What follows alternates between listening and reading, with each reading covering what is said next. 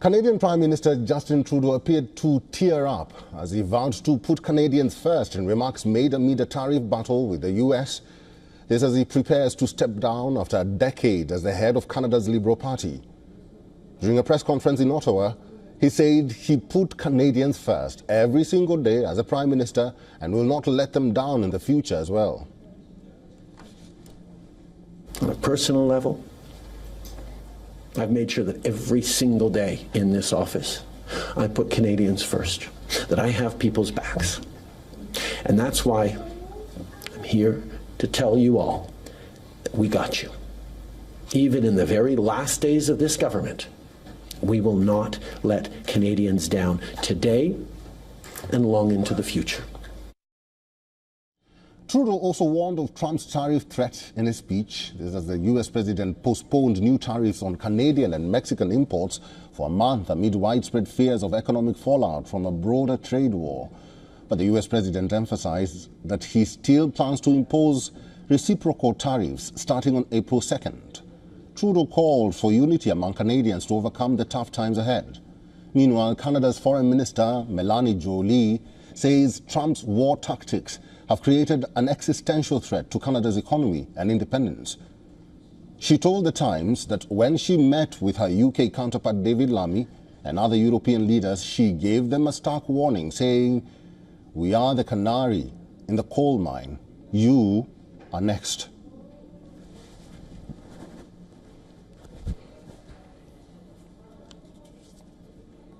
Mr. Terry Milofsky is a journalist and author of Blood for Blood, 50 Years of the Global Khalistani Project. Mr. Milofsky is now joining us live from Ottawa. Sir, welcome to the program. What will be the immediate impact to the Liberal Party after Justin Trudeau's exit?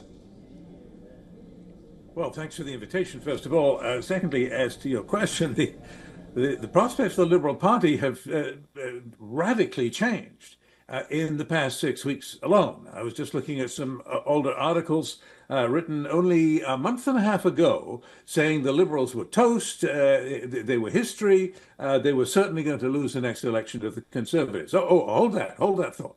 Because everything has changed. Now the election, the subject of the election has changed from who do you trust to run Canada to who do you trust to stand up to Trump. It's not about Trudeau anymore.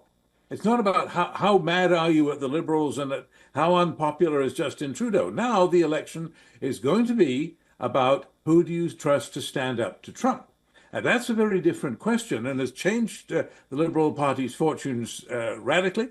And it means that the Conservatives can now no longer count on an easy path to victory. They're still ahead. It's not over yet, but the Liberals have been creeping up. The more this crisis goes on, the more the rally around the flag impulse seems to have seized Canadians, and they're throwing out and refusing to buy American booze or any other American products. There's a fighting spirit taking over, and it has that rally around the flag effect. I think that the tariff war that Mr. Trump launched, I think he's shot himself in the foot. And he's been of great assistance to the Canadian Liberal Party.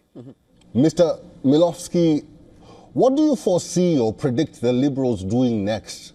Call an early election to capitalize on the renewed support, perhaps? Well, it won't really be early because by law, they've got 5 years and that runs out in October of this year. So sometime in the next few months, there has to be an election, whether they like it or not, whether they want to capitalize or not.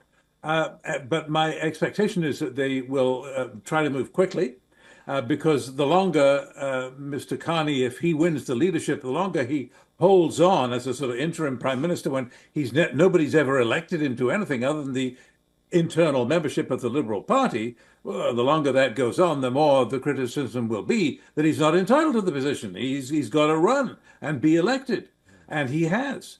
So I would expect that in short order, as early as tomorrow, that Mr. Trudeau will meet with Mr. Carney if he's the winner and will formally step down soon thereafter, and that within a matter of a very few days, that Mr. Carney will call an election either for April 28th or May the 5th, end of April, beginning of May, because he can't hang on much longer without people saying, well, how do we know you speak for Canada? You haven't had an election. And that will be, of course, a legitimate complaint.